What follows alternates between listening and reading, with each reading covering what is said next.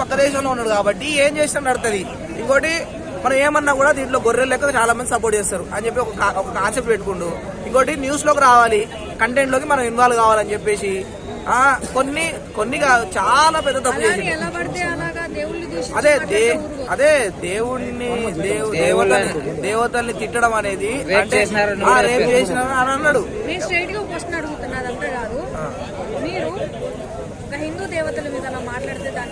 ఖచ్చితంగా నేననే కాదు, యాజ్ ఏ ఇండియన్ గా నేననే కాదు, ఇప్పుడు ఇక్కడ ఎవరైనా నాన్ వెజ్ నాకు సపోర్ట్ చేస్తే వాళ్ళు చీమునెత్తులు లేని వాళ్ళు నిజంగా. అంటే వాళ్ళకి కోపం, వాళ్ళ మనిషి జాతికి పుట్టనోళ్ళు. ఎవరైనా నాన్ వెజ్ సపోర్ట్ చేస్తే వాళ్ళు మనిషి జాతికి పుట్టనోళ్ళే. ఎందుకంటే ఆయన చేసింది 100% తప్పు. అది తప్పు చేసి కూడా మళ్ళీ వీడియో చేసుకొని దాని గురించి అంత న్యూస్ అవుతున్న 1,00,000 సబ్స్క్రైబర్స్ తగ్గినా కూడా ఆయన గర్వం ఎక్కింది. అంటే డబ్బు చూసి నడిమంత్రం సిరి డబ్బులు చూసి గర్వం ఎక్కింది. ఆ గర్వంలో 9 కోట్లు సంపాదించా, నన్ను ఎవడు ఏం చేయలేడు, నన్ను ఎవడేం పీకలేడు, నేను ఏదైనా మాట్లాడతా, హిందూ దేవుని కించపరుస్తా, ఇండియాని తిడతా. అంటే ఒక టైంలో ఎట్లా అంటే నేను పక్క దేశంలో ఉన్నగా నన్ను ఎవరు ఏం చేయలేరు అనుకుంటున్నాను. ఎటు తిరిగి ఎన్ని సంవత్సరాలకైనా నువ్వు ఇండియాకి రావాల్సిందే. ఎందుకంటే నేను ఇండియా తప్ప, మా తెలుగు వాళ్ళు తప్ప నేను ఎవరు డేకరు, నిన్ను ఎవరు పట్టించుకోరు. నీకు 9 కోట్లు వచ్చినాయి అంటే దానికి కారణం హిందువులు, నాకు కారణం ఇండియన్స్, దానికి కారణం 2 తెలుగు రాష్ట్రాలు. వీళ్ళు లేకపోతే నీకు 9 కోట్లు కదా, నీకు చిల్లి గోవా కూడా దొరకదు. నీకు అక్కడ అమెరికాలో బాత్రూమ్ అడగడానికి కూడా నీకు జాబ్ దొరకదు.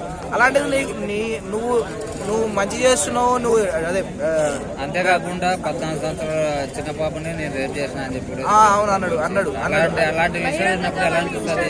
స్వామి మాలేసిన ఆయన పేరు వేదాంతిని కూడా నిన్ను మాల అయిపోతే నిన్ను అది చేసేటోడిని, ఇది చేసేటోడిని అని అంటే మరి రోజు తాగుతాడో లేకపోతే చెప్తాను కదా. గర్వం పెరిగిపోయింది. గర్వం అనేది పెరిగితే ఆ గర్వం మళ్ళీ మొదటి ప్లేస్కి వస్తాడు. ఎక్కడికైతే అడుగుతున్న ప్లేస్ ఉందో అంతకంటే దిగజారిపోయే పరిస్థితి వస్తుంది ఖచ్చితంగా. నాన్ వెజ్ నేను ఒక్కటే చెప్తున్నా, దయచేసి 1 year లో ఒక 2-3 years లో నువ్వు ఇండియాకి అయితే రాకు.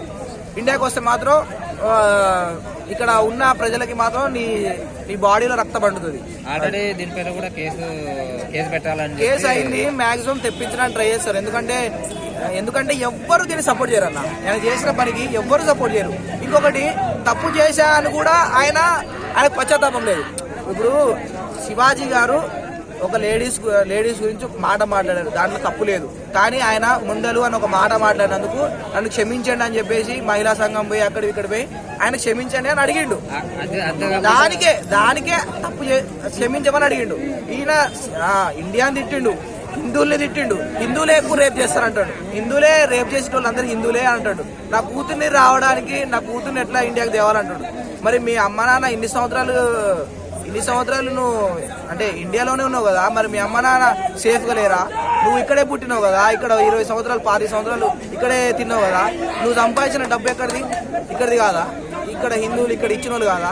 అంటే అన్నీ మర్చిపోయాడు మనిషి. డబ్బు వచ్చేసరికి అన్నీ మర్చిపోయాడు. సో ఖచ్చితంగా దీనికి మాత్రం ఆయన మూల్యం చెల్లించక తప్పదు ఖచ్చితంగా.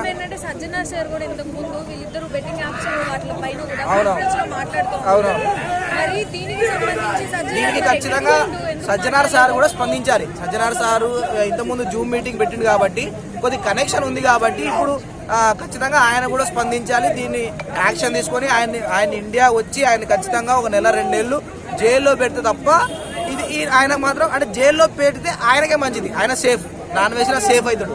లేకపోతే మాత్రం ముందు రోజుల్లో చాలా కష్టం తిరగలేడు, బయట స్వేచ్ఛగా అయితే ఆయన తిరగలేడు. ఎందుకంటే బయట నరేష్ని ఒక 10-20 సార్లు కొట్టారు. ఒక మాట అన్నందుకే 10-20 సార్లు కొట్టాడు. ఈయన మళ్ళీ ఈయనకి అంటే ఆయన ఇంకా చాలా మంది ఆ న్యూస్ స్ప్రెడ్ కాలే. ఇంకా నార్త్ లో నాన్ వెజ్ న్యూస్ స్ప్రెడ్ అయితే మాత్రం ఇండియాలో ఎక్కడ అడిగి పెట్టినా కుక్కని కొడుతుంది.